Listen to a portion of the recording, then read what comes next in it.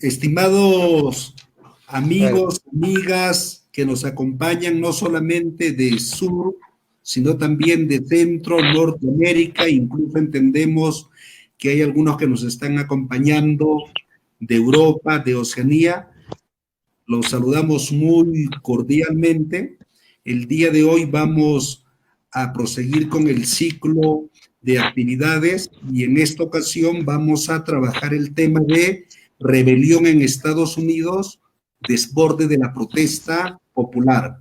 En ese entendido, vamos a tener la oportunidad de compartir no solamente la entrevista, sino también un conversatorio con el periodista Manuel Loli, periodista que en estos momentos está en California, Estados Unidos, y en ese entendido la metodología de trabajo va a ser la siguiente: 40 minutos, preguntas, respuestas, conversatorio, y luego los 20 minutos restantes procedemos a encaminar algunas interrogantes, inquietudes por parte de los que nos están acompañando.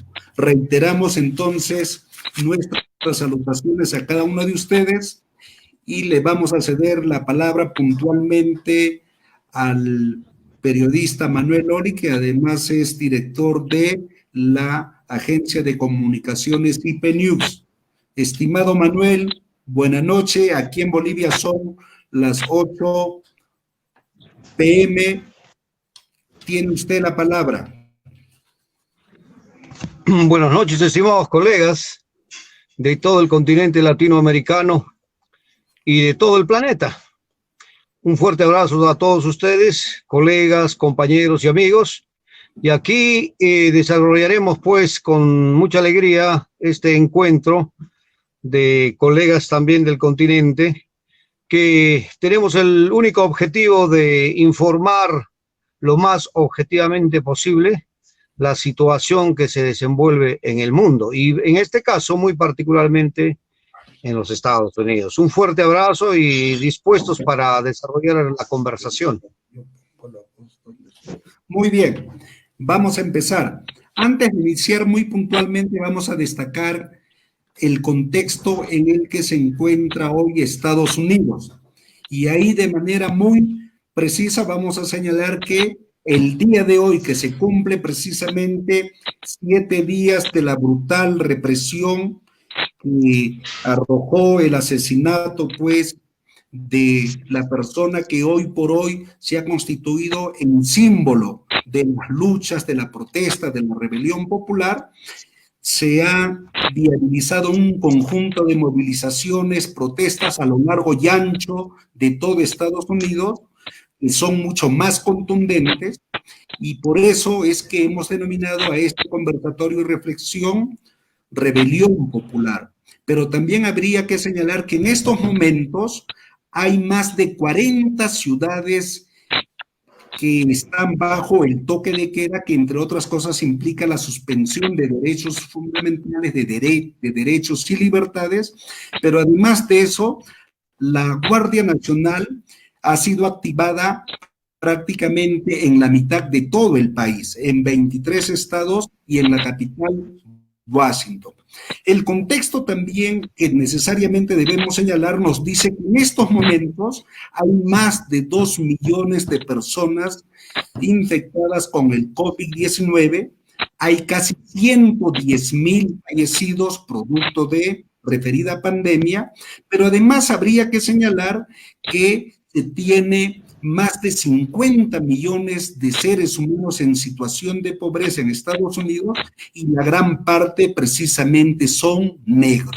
Este elemento hay que tenerlo en cuenta. Otro aspecto que consideramos sumamente necesario remarcar es que el imperialismo estadounidense, a pesar de toda la situación que muy puntualmente hemos señalado, sigue encaminando invasiones, sigue viabilizando políticas de espionaje, sigue profundizando lo que son los bloqueos, las sanciones económicas contra varios países, particularmente contra la hermana República de Cuba, la hermana República de Venezuela, Irán, etcétera, etcétera. Es decir, que pese a la crisis notable que está enfrentando hoy, prosigue intensificando sus agresiones a naciones oprimidas y a pueblos del mundo. En ese entendido, también habría que agregar que estas protestas, que inicialmente se focalizó en una ciudad, hoy, repetimos, se ha extendido a casi todo ese país,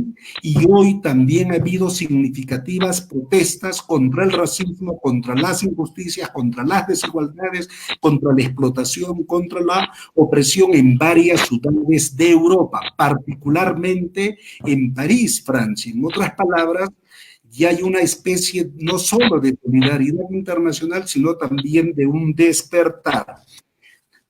Estimado Manuel, existe sobreabundante información respecto a lo que está aconteciendo en Estados Unidos, y la mayoría de la prensa lo está delimitando, lo está circunscribiendo al asesinato que ya conocemos, y también a cierta reacción popular que tiene que ver con protestas, movilizaciones, saqueos, la brutal represión. Pero te planteo que marquemos la diferencia y vayamos a detectar cuáles son las causas que explican este problema, y este problema de la discriminación, del racismo, cómo se concatena o relaciona con otras causas que afectan al pueblo estadounidense, pero además analicemos con mayor rigor lo que significa sus manifestaciones relacionadas a las marcadas injusticias y desigualdades que hay en este país. Por consiguiente, la primera interrogante que te lanzamos es: ¿qué opinión te merece el desencadenamiento de esta rebelión popular a lo largo y ancho del país? Y usted, como periodista desde California, ¿cómo está apreciando las dos colinas? Es decir, el accionar del Estado y todos sus aparatos represivos, y el accionar del pueblo estadounidense. Tiene la palabra, Manuel. Bien, colegas y compañeros. Y para ser bien preciso, concreto y no diluirnos en diferentes cosas que suceden en el mundo, vamos a concentrarnos en un punto, como es el caso de los Estados Unidos. A partir de ahí vamos a tratar de entender qué es lo que sucede, no solamente en este país, sino en el mundo. Bien, Estados Unidos, y entiéndase, es como nación, como sociedad, tiene muchísima inmigración. Es constante, es todos los días, y vienen de diferentes continentes del mundo. Y eso ha sido desde hace siglos atrás. Entonces tenemos que entender y comprender que la inmigración en Estados Unidos tiene varias centurias. Y más aún, si vamos un poquito más atrás, vamos a entender que este país, su economía, el capitalismo, y su fase última, que es el imperialismo, se ha sostenido en la esclavitud de los negros, pero no solamente de esa comunidad negra, sino también de los asiáticos. Acá hubieron asiáticos en estado de esclavitud. Igual gente hispana, de origen mexicano. Los mismos nativos fueron sometidos. Bien, entonces esta sociedad se ha construido sobre la sangre de los esclavos, sobre la sangre de comunidades oprimidas. Eso ha estallado ahora, como ha estallado en otros años también. Tiene toda una larga historia, pero en este momento el caso no es tanto ahondar en esa parte de la historia, sino simple y sencillamente tomarlo en cuenta. ¿Para qué? Para entender y comprender que el estallido social de estos momentos, que ya lleva aproximadamente 6 días, fue a raíz del asesinato de George Floyd, un estadounidense de origen obviamente afroamericano, como los llaman aquí, y eso ha estallado. Pero ese crimen se da también en un contexto muy particular, y es un contexto en el que hay una pandemia del coronavirus o del COVID-19. Entonces, esa es la situación que la gente en este momento está sumamente, porque ve que en este contexto de pandemia no han atendido realmente sus derechos, como es el derecho a la salud. Han tenido que pasar más de un mes para que la gente tenga acceso a los exámenes, como le llaman los test, sin costo. Antes tenía que pagar más de $250. Y ustedes conocerán por la información internacional que son ya más de 100,000 muertos y más de 2 millones de contagiados. En este país que se precia de ser la gran potencia mundial, tiene pies de barro. Los 6 millonarios más grandes de este país han visto crecer en más de 5 veces su riqueza. Esta crisis les favorece a ellos, no a la clase media, menos a la clase trabajadora y mucho menos a los grandes sectores desocupados, empobrecidos y que están en un estado de miseria completa, como es el caso aquí en Los Ángeles, desde donde yo les estoy hablando, donde hay aproximadamente 60,000 personas que viven en la calle, duermen en la calle.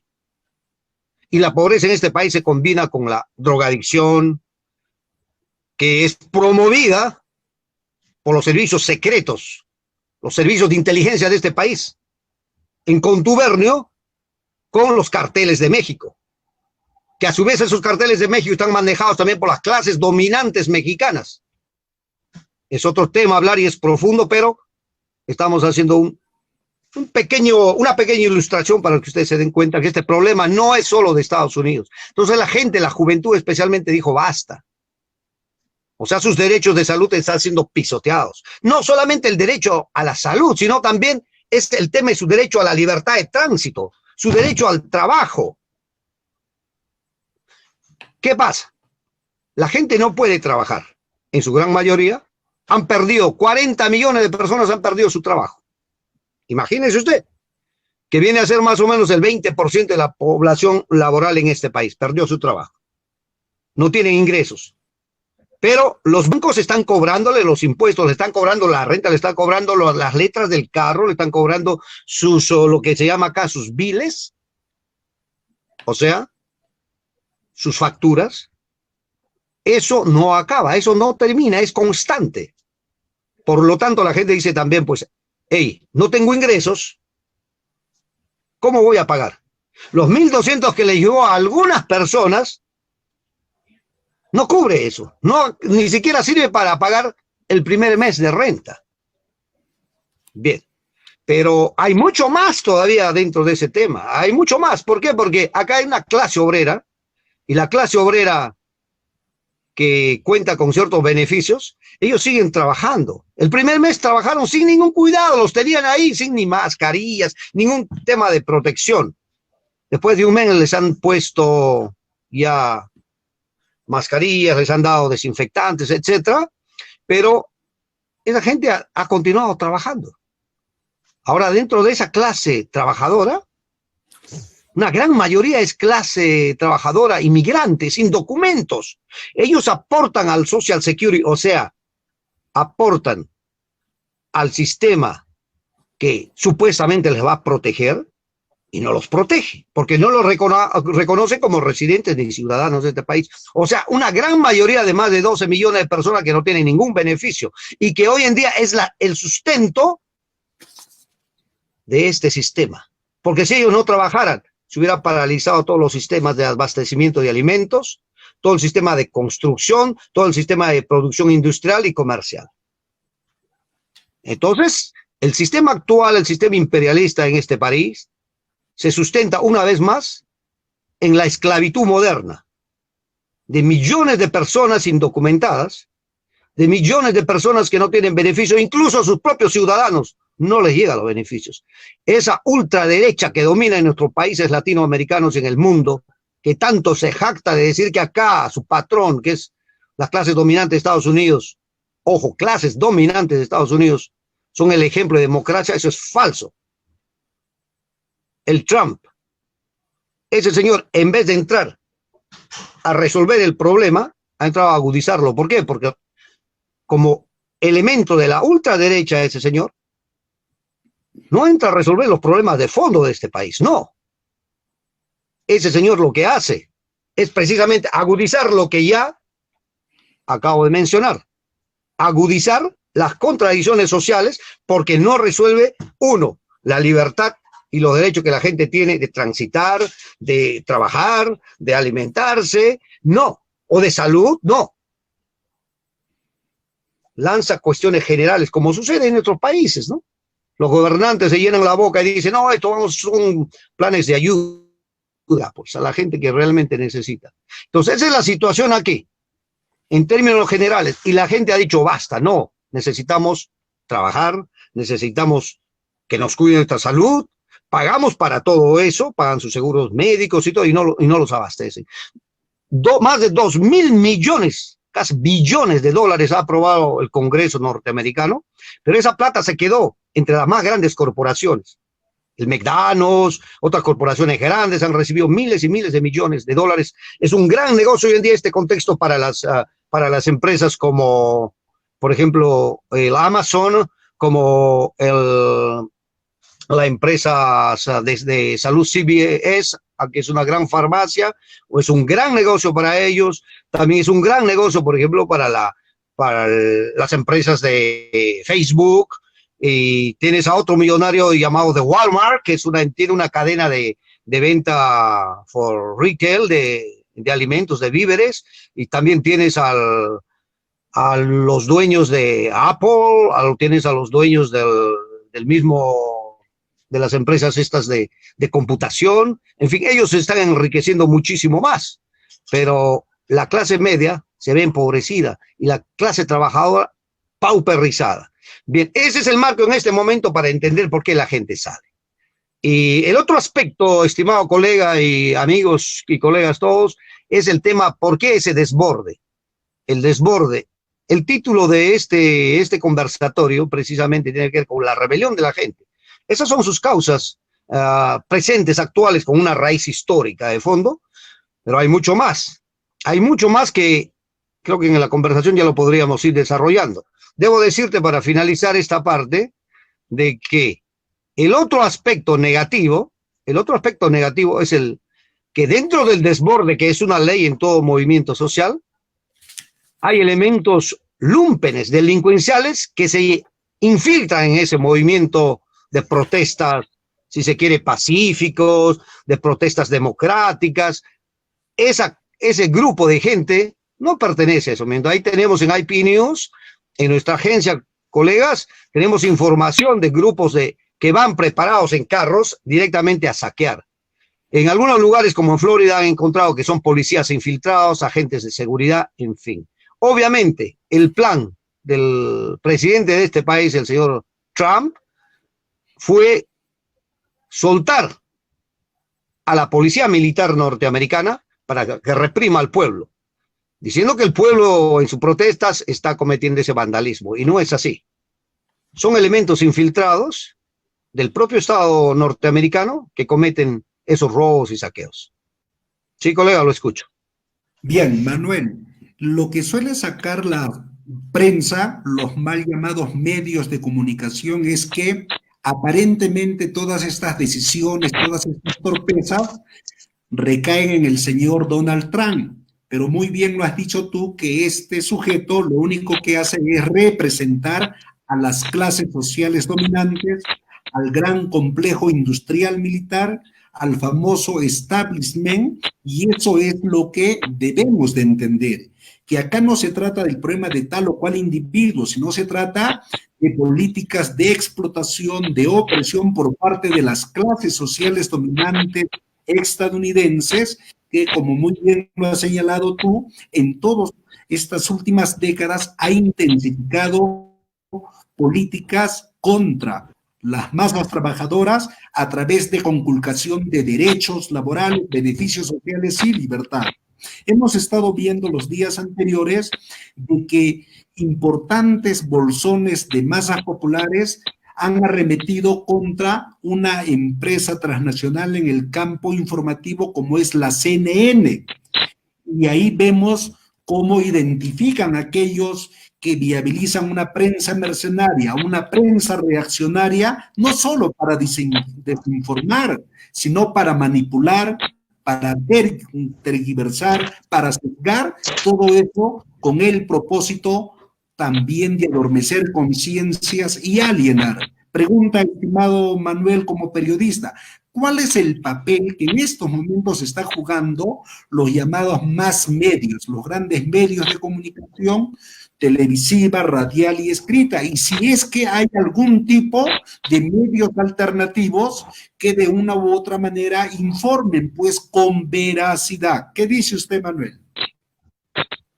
Muy bien, colega, las preguntas. De esa manera nos vamos adentrando en el tema, porque realmente este tema de la rebelión popular y su desborde, como ya lo hemos visto, tiene todo un conjunto de antecedentes, causas históricas, económicas, políticas, hasta ideológicas, y cada uno de esos es un inmenso tema que lo vamos a ir tratando de repente en sucesivos eventos, pero ahora concentrados en el tema que nos interesa, que es esta rebelión, y desde un punto de vista comunicacional, desde un punto de vista del periodismo, justamente el tema que nos compete es eso, es ver el papel que juegan los medios de difusión, mal llamados medios de comunicación, los medios de difusión conservadores, liberales. Los conservadores, como son el Fox, apoyan directamente al presidente norteamericano Donald Trump. CNN apoya más a los demócratas, y dentro de los diferentes sectores también se expresan esas posiciones, burguesas obviamente, de las clases dominantes definitivamente, pero cada una con sus facciones y sus intereses. Se expresa en las comunidades ya sea asiáticas, chinas, vietnamitas, en las comunidades latinas, por ejemplo, tenemos canales de televisión de diferente tipo, en diferentes ciudades, en diferentes condados, y todos difunden un solo mensaje, difunden, por eso llamamos difusión. Esos medios de difusión esencialmente se caracterizan, ¿por qué? Por tomar posición por los intereses del Estado, más allá del gobierno incluso, van a defender los intereses del Estado. Pero como ahora domina el Partido Demócrata y su líder, entonces lo van a defender. Fox va a defender a Trump, y CNN, tratando de hacer la diferencia, va a defender más bien posiciones de los demócratas. Pero en esencia, las dos posiciones van a defender los intereses del Estado, no los intereses del pueblo norteamericano, que quede bien. Y la clave, la forma en que ellos tratan el mensaje que difunden es de la siguiente manera. Por ejemplo, reportan un hecho en Washington DC, frente a la Casa Blanca. La periodista que defiende los intereses de la corporación CNN va a decir de que en esos momentos los disconformes, así los llama a la gente que protesta y exige sus derechos, están en estos momentos acampados y no se quieren mover porque ya hay una orden del presidente de que deben irse antes de las 6 de la tarde por el toque de queda.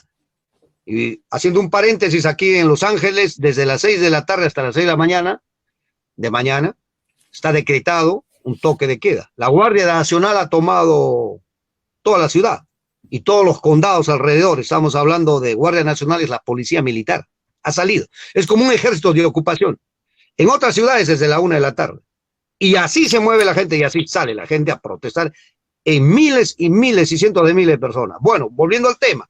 CNN va a informar que los disconformes no quieren moverse y que la policía está actuando muy pacíficamente. Y en su cara, las cámaras filman cuando a ella le cae perdigones en los hombros, a sus colegas igual.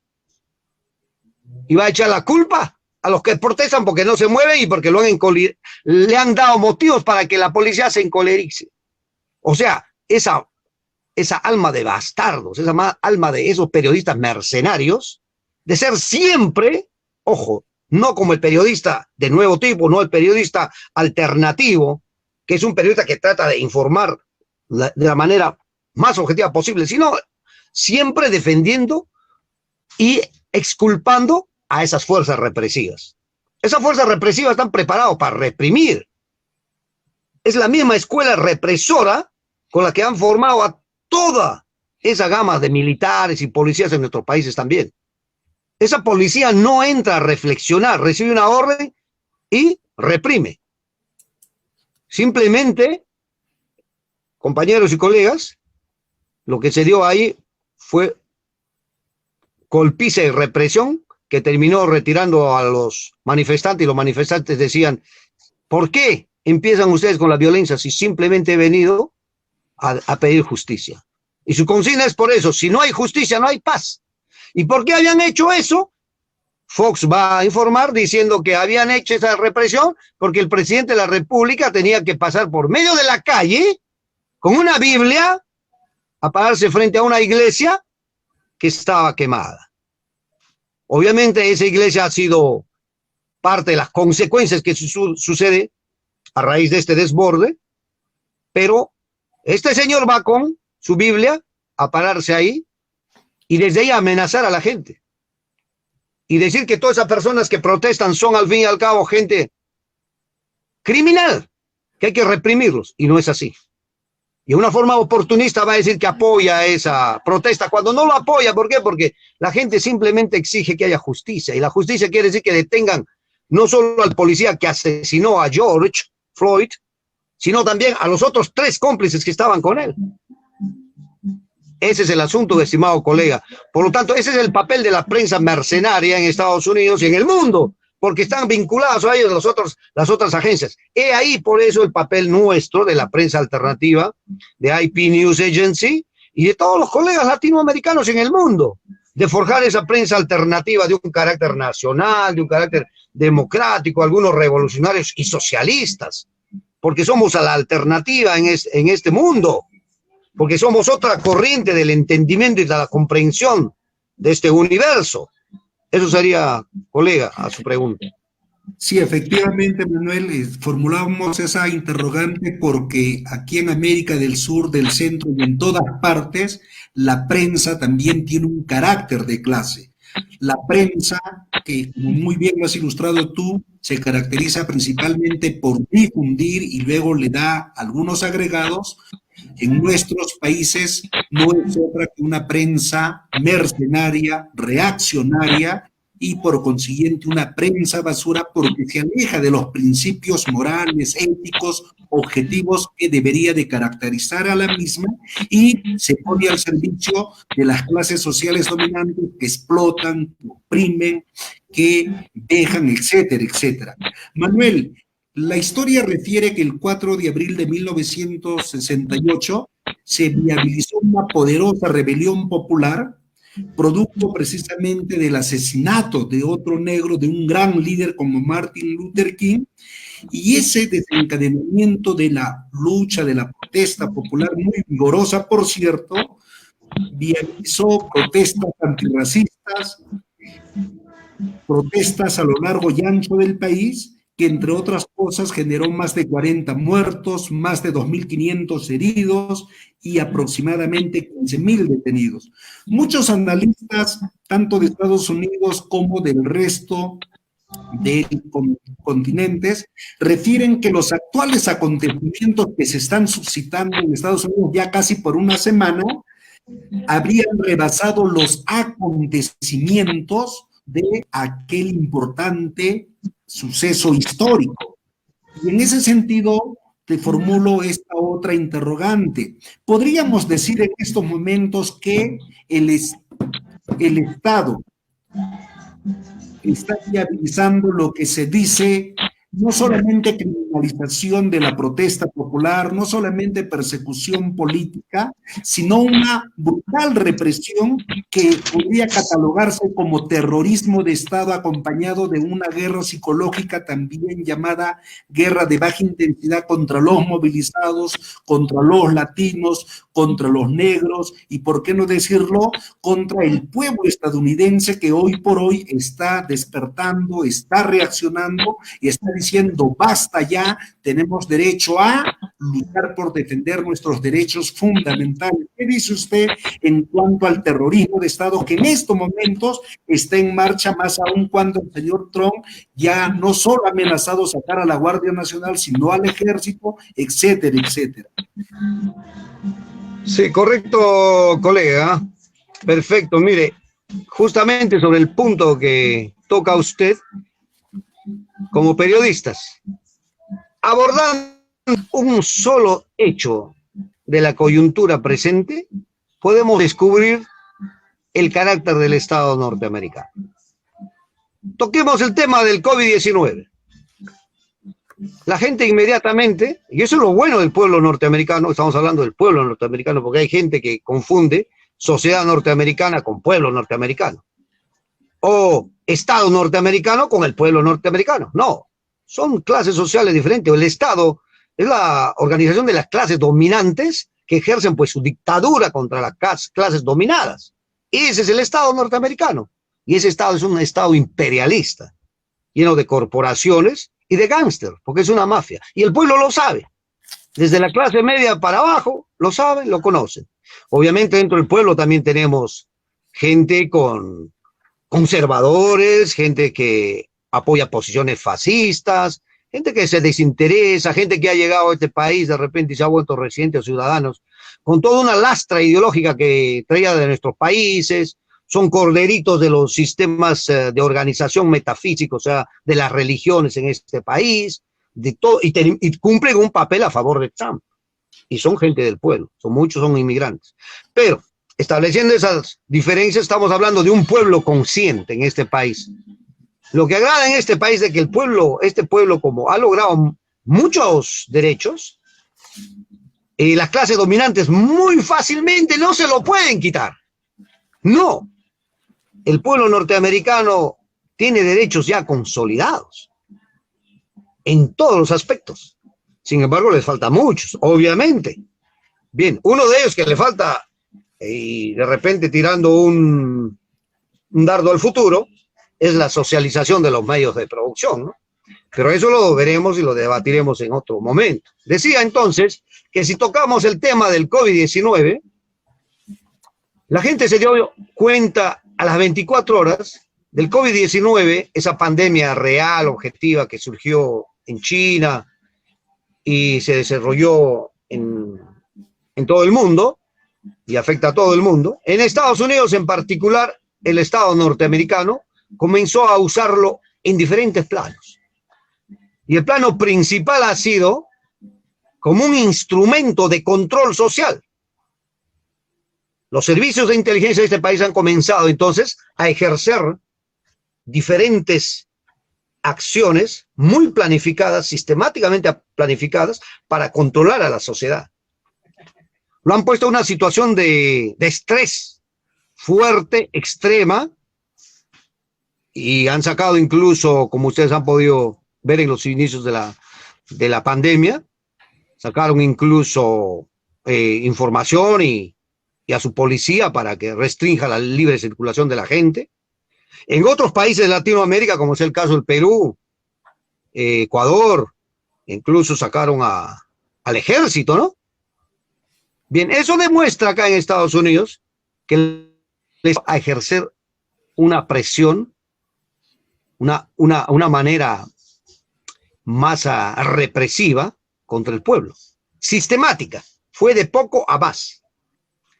Y las fuerzas de la ultraderecha, aproximadamente dentro del primer mes, salieron a protestar en ciertos estados donde los gobernantes son demócratas, y salieron a protestar pidiendo que ya cese la cuarentena por el tema del COVID-19. Y algunas personas dijeron, mira que el pueblo sale, que está protestando, porque quieren sus libertades, quieren caminar, quieren hacer negocios. No, señor. Ahí había otro tema, ahí había una cuestión de fondo. Y era de que querían socavarle el piso electoralmente a los demócratas, a los gobernantes demócratas. El tema en ese momento era ya 25,000 muertos en Estados Unidos por el tema de la pandemia y casi 500,000 de contagiados. Esa gente salió, esa ultraderecha, blanca, porque piensan que a los blancos no les va a dar esa enfermedad. Y había, en ese momento ya había más de 20.000 muertos, como les digo, cerca de 25.000, de los cuales el 30% eran latinos, el 25% eran de la comunidad negra, los blancos eran 12%, asiáticos 8%. Y mire, a raíz de eso se desenvolvió mucho más, se desarrolló esa enfermedad, un contagio, o esa pandemia, decimos, se desarrolló y comenzó pues a generar mayores estragos. ¿Y contra quiénes? Contra la gente trabajadora, contra esa gente que labora todos los días, que va a trabajar todos los días, porque si no trabaja no come. Ellos en su gran mayoría. Bien, ahora como les decíamos, es más de 100.000 personas que están muertas. El tema es de que ese plan del coronavirus, manejado por el Estado norteamericano, no fue realmente para prevenir, asistir realmente a la población, no, porque nunca se tomaron medidas preventivas. Ya sobre el tema, sobre el problema ya hecho, al mes recién comenzó a tomar medidas el gobierno de Trump. Por eso los demócratas usan eso para atacarlo, e incluso están usando estas protestas para atacarlo, y como se viene en noviembre ya las elecciones, ganar las elecciones.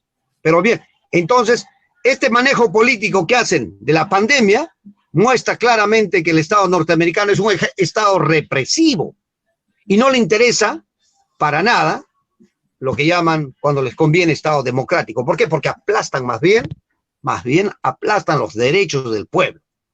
Entonces pensaron que ejerciendo esa mayor presión ellos iban a aprender a manipular al pueblo, engañarlo al pueblo. ¡No! Con esta protesta se les reventó en la cara sus planes de control social. No pueden.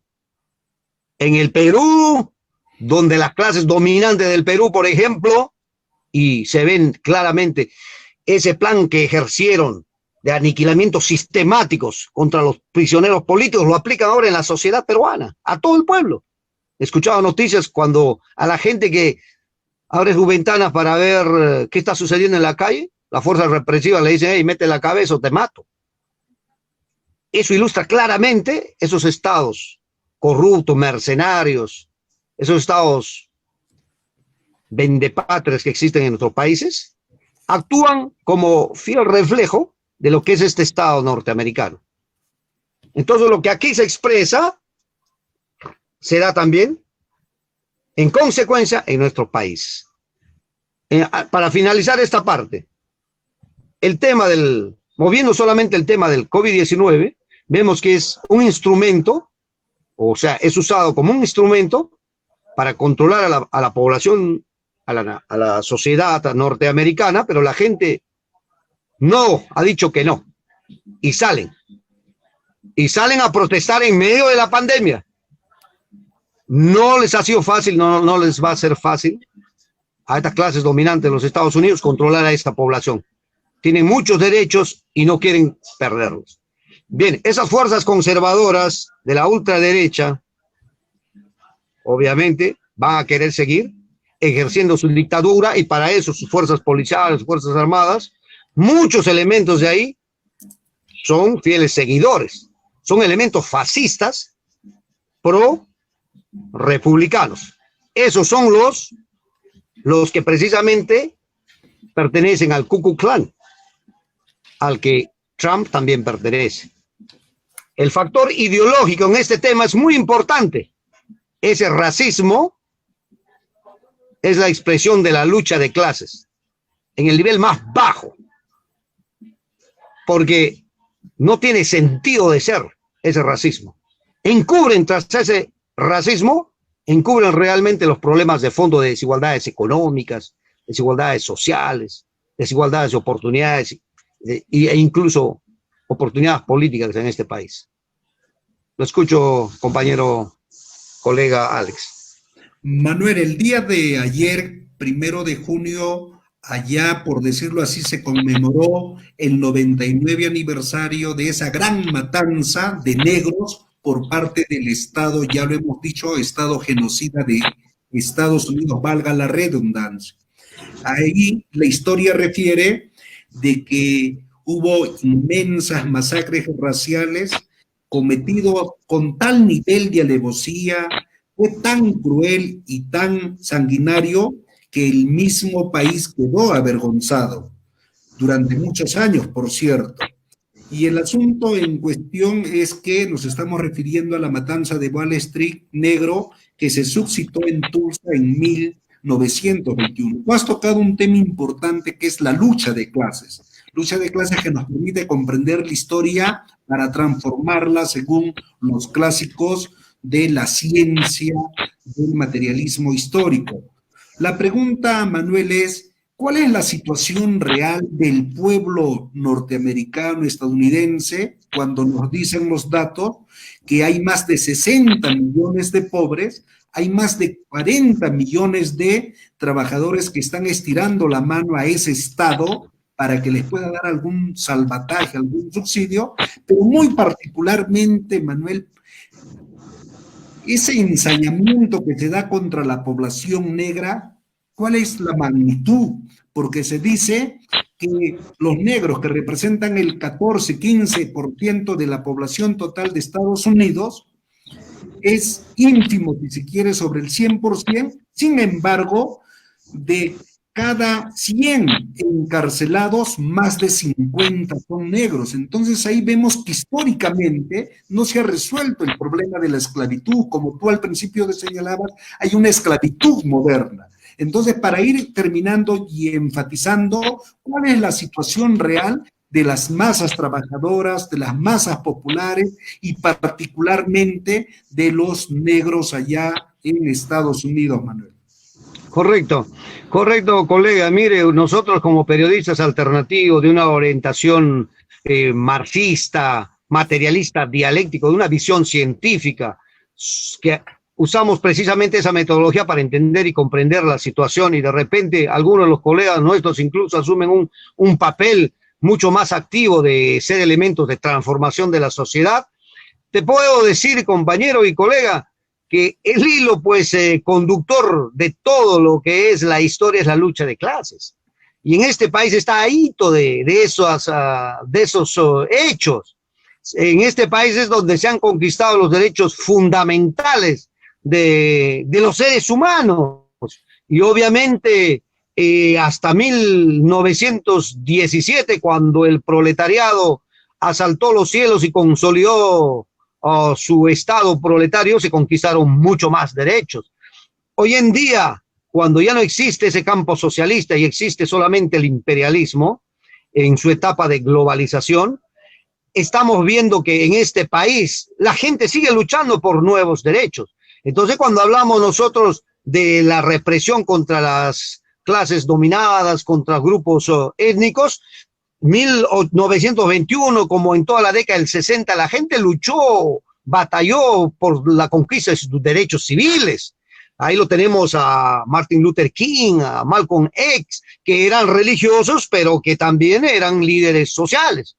Pero eso es una parte, porque también hubieron otra parte de esta sociedad de quienes proclamaban otro tipo de construcción de sociedad, de carácter socialista, nueva, otros mucho más democráticas. Entonces este país está lleno de personas que piensan en el futuro.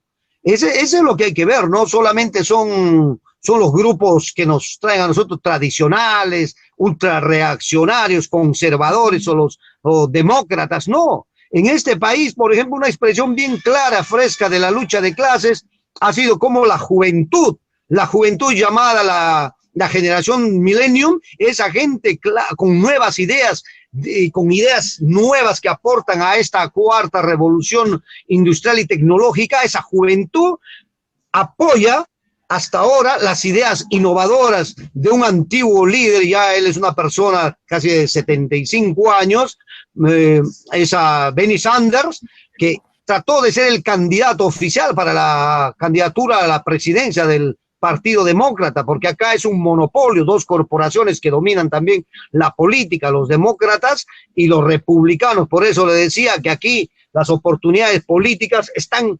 coactadas, están manipuladas también. Bien, entonces volviendo al tema obviamente la lucha de clases aquí se refleja de diferentes formas, y esa represión profunda que ahora estamos viendo, esa represión que se está dando como consecuencia obviamente de todo un correlato, histórico, tiene incluso recientemente tiene causas en abril y en marzo de este año, incluso en febrero, habían estado asesinando a otras personas en otros estados de color negro. ¿Y qué decimos de los inmigrantes latinos, hispanos, el racismo que este presidente difunde e incentiva contra la comunidad mexicana, por ejemplo, o inmigrantes mexicanos? El abuso total, el destruir familias, relaciones personales, y ese es un plan de este régimen. Ahora, en este plano, mi estimado colega, lo que le debo decir es de que los datos sobre la desocupación y la pobreza en este país han aumentado. Ya no son 60 millones de pobres, son mucho más. Estamos hablando casi de 100 millones. 40 millones han perdido su trabajo, eso es hasta el día de hace 5 días. Ahorita deben haber perdido 2 millones más aproximadamente. Y las muertes por la violencia racista es constante. En esta misma movilización, el día de ayer, movilizaciones pacíficas, han asesinado ya jóvenes, 2, 3 muertos. Entonces, eso es lo que vemos, el ejército ha salido. Entonces, esa actitud, lo que aquí hay que darnos cuenta es de que los gobiernos de la derecha, los gobiernos de la burguesía, siempre ejercen su dictadura, su represión, y eso es su característica. ¿Con qué moral Estados Unidos, el régimen actual, va a juzgar a los gobiernos como es Venezuela, que defiende los intereses de su pueblo contra mercenarios? ¿Con qué cara, con qué moral van a decir que ese es un gobierno dictatorial? Si ese gobierno se preocupa, por ejemplo, por su gente, se ha previsto, se ha alistado antes de que la pandemia del coronavirus llegue allá, al país de Venezuela. Un ejemplo claro, en el tiempo de Evo Morales en Bolivia, igualmente el pueblo gozaba de mucho más derechos. Hoy en día, con ese gobierno que está, títere del gobierno norteamericano, ese gobierno golpista, no, estamos viendo cómo salta la corrupción, cómo saquean su país. Si vamos al Perú, vemos esos grupos dominantes en el Perú que se están llevando el dinero que el gobierno les ha dado supuestamente para ayudarnos. Esa burguesía, esa costra burocrática que existe en la sociedad peruana, ese capitalismo de carácter burocrático con elementos corruptos empresariales, se llevan todo el dinero. Si vemos eso en mismo Ecuador, vemos la misma calaña. En mismo Brasil vemos la misma dinámica del presidente norteamericano en el presidente brasileño. O sea, un desinterés por su pueblo, un aprovecharse y saquear, diferente al presidente Manuel López Obrador, que les dijo a los grupos dominantes: no, señor, ahorita no estamos en el neoliberalismo, ahorita el dinero es para el pueblo y para ustedes ya han ganado bastante con el neoliberalismo, ya han saqueado el país, ya han robado. ¿Y quieren más? No. Entonces, te pongo ese parangón, estimado colega. ¿Por qué? Porque en este país, obviamente, la pobreza, la miseria y la maniobra de la clase dominantes tienen una profunda explicación. Y las clases dominantes no pueden juzgar, pues, a otras naciones, porque ellos realmente, como decimos, tienen cola de paja. No pueden juzgarlo a China, incluso cuando tuvo que ejercer la defensa de su Estado, la defensa de sus leyes, en el caso Hong Kong. En fin, hay bastantes temas que podemos seguir tratando, pero ha sido un gusto tremendo conversar con usted. Muy bien, para todos los amigos, amigas que nos están siguiendo, que dicho sea de paso son de diferentes países, universitarios, profesores, etcétera, etcétera, le hacemos llegar un poderoso, un caluroso saludo combativo, si se quiere, fraterno. Y ya que estamos en los últimos 10 minutos, les vamos a pedir que muy puntualmente puedan formular alguna pregunta de manera tal que el colega Manuel Loli pueda dar alguna apreciación, respuesta, o también mi persona. Por tanto, están invitados a que puedan formular algunas interrogantes, algunas preguntas, algunas inquietudes. Aquí también estamos viendo saludos de universitarios de la Universidad Mayor de San Simón, de la Universidad Pública y Autónoma del Alto, que precisamente es la que está auspiciando este ciclo de eventos a través de la Asociación de Fundadores y Autonomistas, en las que están docentes, trabajadores administrativos y estudiantes que permitieron pues la fundación de esa hermana universidad. Manuel, mientras esperamos que algunos compañeros, compañeras formulen algunas interrogantes. Fíjate lo que decía Simón Bolívar hace casi 200 años, y ahí tenemos una diapositiva que dice de manera textual: los Estados Unidos de Norteamérica parecen destinados por la providencia a plagar la América toda de miserias en nombre de la libertad. Hoy en junio de 2020, creo yo que refleja efectivamente en buena medida lo que ha pasado con nuestros pueblos, porque el imperialismo estadounidense, desgraciadamente, pues, ha montado un conjunto de políticas siniestras contra los pueblos centroamericanos, suramericanos, particularmente contra la clase obrera, la clase más revolucionaria, en tanto última clase de la historia. Aquí pregunta el amigo William Soberón Guevara: ¿cuál es el papel del periodista frente a los conflictos sociales? ¿Qué diría usted, estimado Manuel?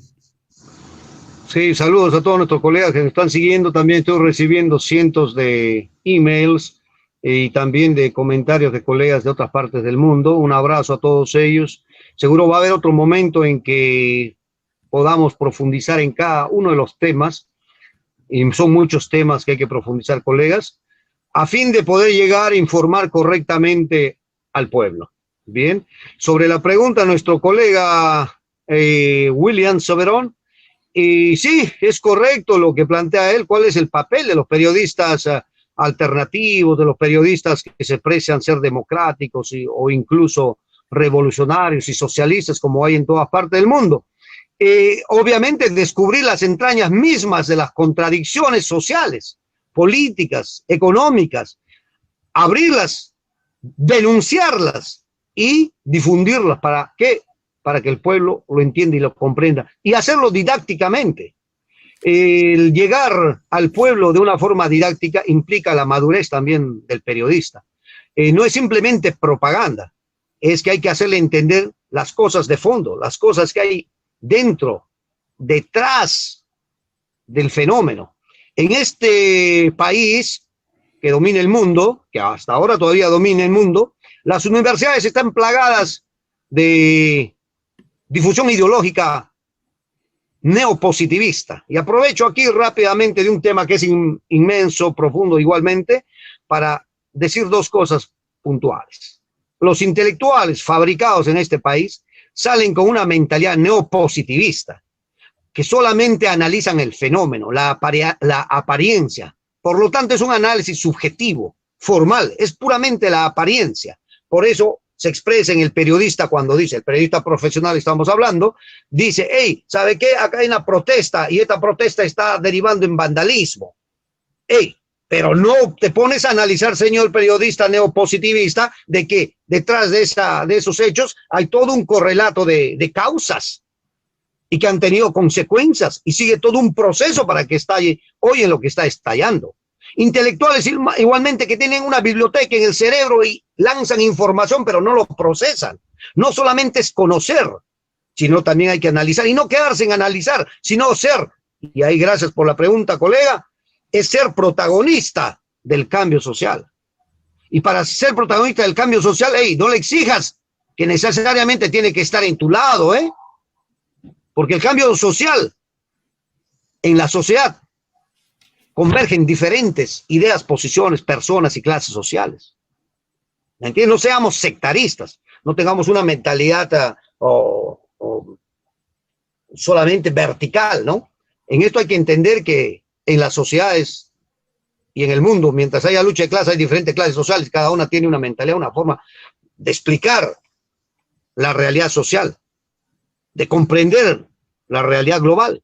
Entonces nosotros como personas de repente más avanzadas podemos aportar en ese sentido de unir a todos ellos y ser como periodistas también, y como lo vemos constantemente, esos periodistas demócratas o democráticos, esos periodistas revolucionarios, esos periodistas socialistas, esos periodistas que tratan de construir algo nuevo en la sociedad, son personas que están activando constantemente. En Argentina, por ejemplo, los he visto a estos tipos de periodistas activos, prácticamente son como militantes de su propia prensa, como personas que ellos mismos se llaman, cumplen ya una tarea, viven ahí, conviven ahí, comparten sus ideas. Eso es muy interesante. Y en este país también hay diferentes grupos que hacen esa vida intelectual. Es importante, por eso, ser parte del cambio social como periodistas, colega. Estamos ya entrando a la parte final, estimados amigos, amigas que nos sigan. Aquí tenemos un pequeño mensaje de Pedro Vilcapasa, en la que él refiere que Donald Trump manda al ejército a reprimir, pero además de eso, afianza su discurso fascistizante porque su bolsón electoral es nacionalista blancoide. Luego tenemos saludos de Canto Grande, allá en Lima, Perú. Tenemos un comentario, Manuel, para que muy rápidamente tú lo desgloses, es del catedrático de la Universidad Mayor de San Simón de Cochabamba, quienes saludamos porque hay varios estudiantes que también están siguiéndonos. Él dice, la dimisión de Sanders ha demostrado los límites del socialismo gringo. ¿Qué dice usted, brevemente? Claro, para empezar, aquí no pasa por si es un socialismo gringo, verde, blanco, azul, rojo, celeste. Ese criterio es un criterio, con todo respeto, racista. Aquí ya eso está superado, eso no corre. Aquí lo que se trata es de que las posiciones de Sanders son posiciones auténticamente de una persona liberal, de orientación demócrata. Eso es todo. Él no es un socialista, ni siquiera un socialista de la categoría burguesa o de la burguesía tan avanzada. No tiene un socialismo, por ejemplo, con todo respeto, de Simón Bolívar, que fue un gran líder que representó el pensamiento liberal de su época, un hombre que pertenecía a la clase burguesa en su país en esos momentos. Es un gran ejemplo. No tiene ese vuelo. Ese señor era lo más avanzado de este país. No es un socialismo gringo, simplemente eran ideas progresistas. ¿Que sirven? Sirven, obviamente, estimado amigo. Eso explica por qué el amigo Henry Pinto puso entre comillas socialismo gringo. Buena aclaración. Tenemos otra pregunta muy puntual de Oscar Petrus. Dice que se estaría preparando una guerra chino-norteamericana. ¿Cuál es la alternativa del pueblo norteamericano y de los pueblos del mundo? Manda saludos fraternales. ¿Qué dice usted brevemente, Manuel?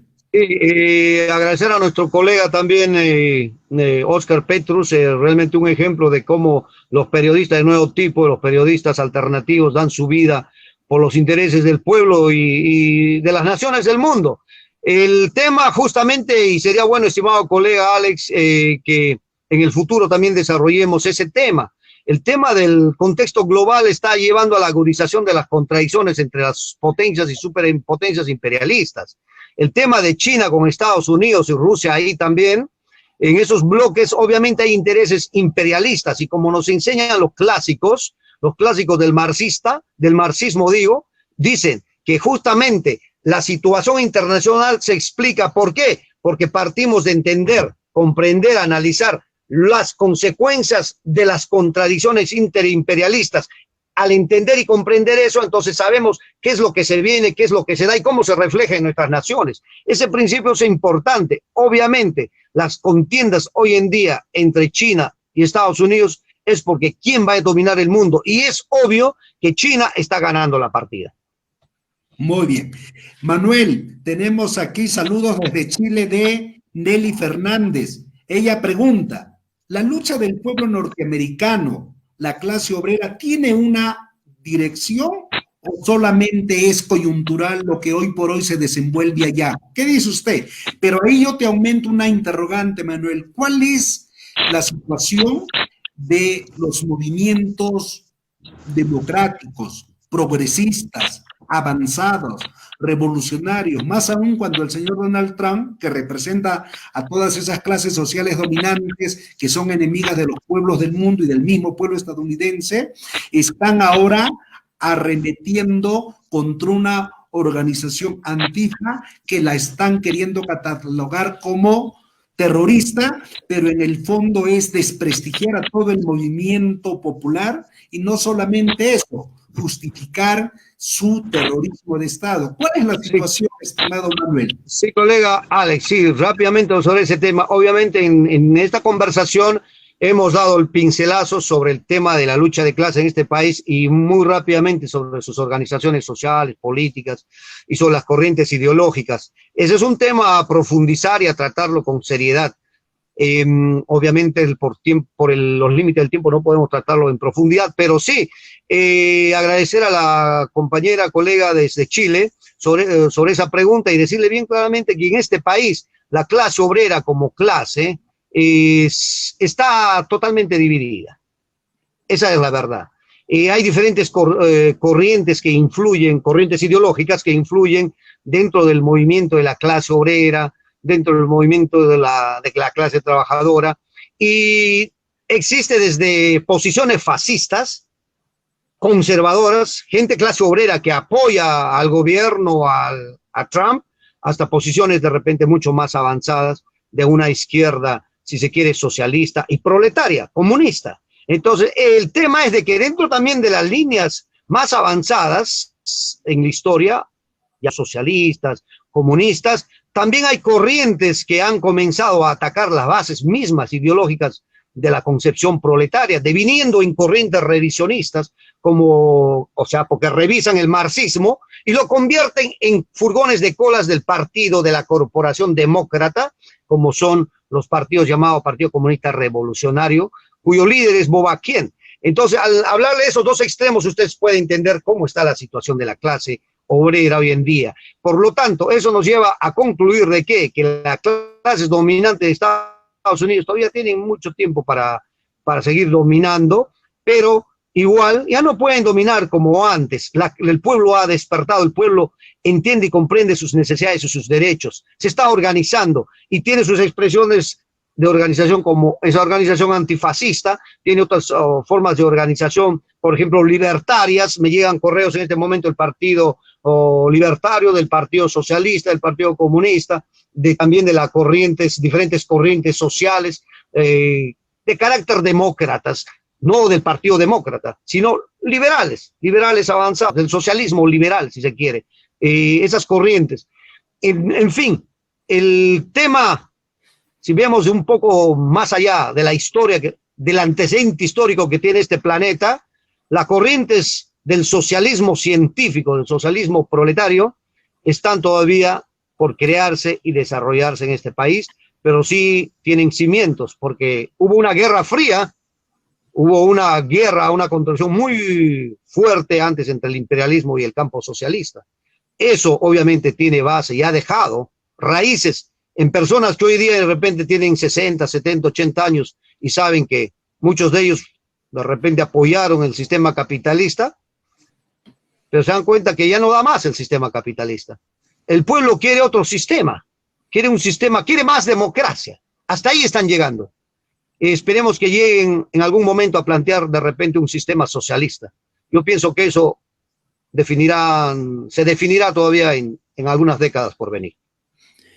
Bien, Manuel, ya prácticamente hemos concluido. Antes vamos a dar una respuesta a Rafael Plasencia, pero permítanme una pequeña propaganda. El próximo sábado vamos a proseguir con este tipo de conversatorios reflexivos. Le va a tocar al Perú.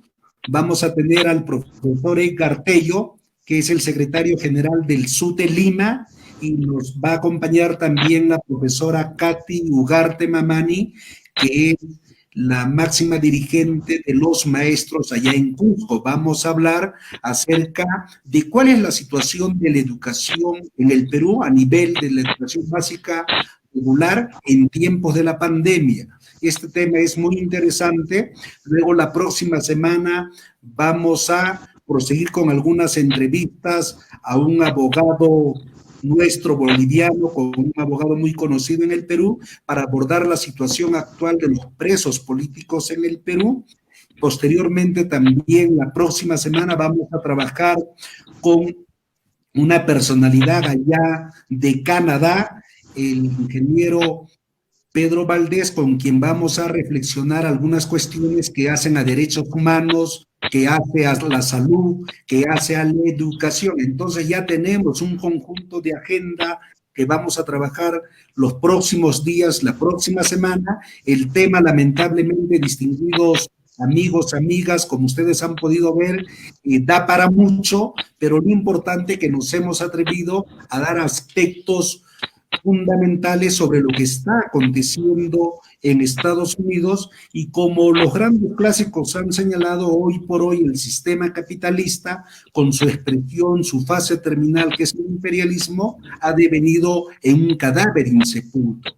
Yo confío que las leyes históricas que hacen a la historia de la humanidad van a tener que sepultar aquello, porque hoy por hoy, en pleno tercer milenio, el imperialismo estadounidense, a través de esas clases sociales dominantes muy perversas, como lo ha ilustrado de manera magnífica Manuel, con su propio pueblo, peor contra otros pueblos, sin la menor duda se constituye en enemigo principal de las naciones oprimidas, de los pueblos del mundo y, por supuesto, del proletariado. En ese entendido, entonces, estimado amigo periodista, compañero Manuel, vamos a seguir molestándolo a usted para seguir trabajando temáticas de este tipo. Y para concluir, porque ya el tiempo nos ganó, lo que dice Rafaela Plasencia es que si existe en el Perú un escenario apropiado para solicitar la vacancia presidencial por incapacidad moral al presidente Trump. En ese entendido, ¿tú te animas a dar alguna apreciación, Manuel? ¿Crees tú que en Estados Unidos hay condiciones, hay gente, organizaciones que están planteando, si se quiere, separar al señor Donald Trump por este cúmulo de situaciones que han ido, pues, no solamente contra esa nación, sino contra el pueblo? Hace unos comentarios que, lejos de apaciguar la situación, entre comillas, más bien es como que si le estarían echando más combustible a la leña. ¿Hay algo de aquello, Manuel, de, qué sé yo, no plantear su destitución, su separación? Porque el año pasado Claro. se aquello y se frustró, pero dadas las nuevas condiciones, ¿hay algo de aquello o no? Bien, colega, sí, el impeachment es un recurso que utilizan dentro de sus contradicciones las clases dominantes norteamericanas y los partidos políticos que están ahí en el poder para traerse abajo a los presidentes, en este caso a Donald Trump, por diversas acciones de él, sus vínculos con los servicios de inteligencia rusos, por sus maniobras en las elecciones, por sus declaraciones racistas, en fin, por diferentes actitudes de este señor que se cree el emperador. Y por estas situaciones, la pandemia, por ejemplo, que nunca asume responsabilidad, es un arrogante que siempre echa la culpa a otros, le echa la culpa a China por el COVID-19 y, en fin, dice que él previó de que esto no iba a llegar a 100,000 muertos y que iba a pasar todo bien y no iba a agravarse esta situación. Mira, hasta estos momentos ya son como 105,000 muertos por esta enfermedad. Hoy en día estamos viendo cómo avala y con mayor ahínco la represión, no condena el racismo para nada. En fin, es su tendencia, es su dinámica ideológica. No podemos cambiar a un tipo reaccionario de la noche a la mañana. Necesita ser reeducado. Y para ser reeducado necesitaría estar en otro sistema, pues, y para eso es muy tarde ya para ese señor. Más bien es para las nuevas generaciones que tenemos que pensar, que tenemos que más que entrar a un proceso de proletarización, incluso en nuestras sociedades, ahora en estos momentos, nuestras sociedades requieren democracia. En el caso del Perú, por ejemplo, el cambio de la constitución política, y en muchas naciones de nuestros países, cambiar las constituciones políticas, exigir más democracia para entrar a un proceso de revoluciones y transformaciones profundas de carácter socialista. Esa sería mi sugerencia. Igualmente, como colega de IP News Agency, invitarlos a todos ustedes a que sean parte de este gran movimiento, colegas. Un fuerte abrazo y estamos en contacto y en comunicación. Manuel, una última preguntita. Esta es la yapa por si acaso, la yapita, pero antes, lo que decía en torno a la situación del señor Trump en cuanto a incapacidad moral, yo creo que lo podemos hacer extensivo a casi todos los gobiernos, especialmente de América entera, que son gobiernos no solamente funcionales a una lógica de depredación que es el capitalismo a través de nuestro neoliberalismo, sino que además todos los gobiernos, unos más que otros, se caracterizan por una completa descomposición moral, descomposición en valores.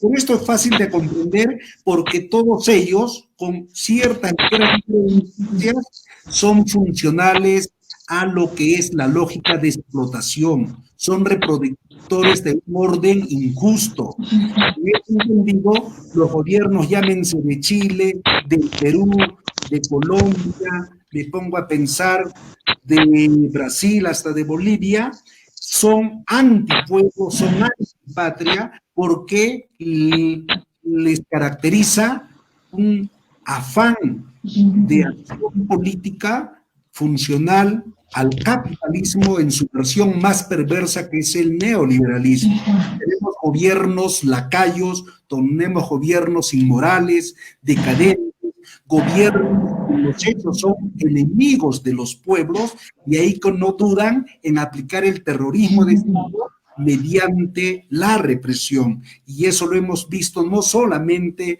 en el hermano país de Chile, donde producto de esa vigorosa lucha popular se disparaba directamente a los ojos, y producto de aquello hay más de 320, en su mayoría jóvenes chilenos, chilenas, que han quedado, pues, si se quiere, con serios daños en una o dos vistas. Y algo parecido está pasando en Estados Unidos.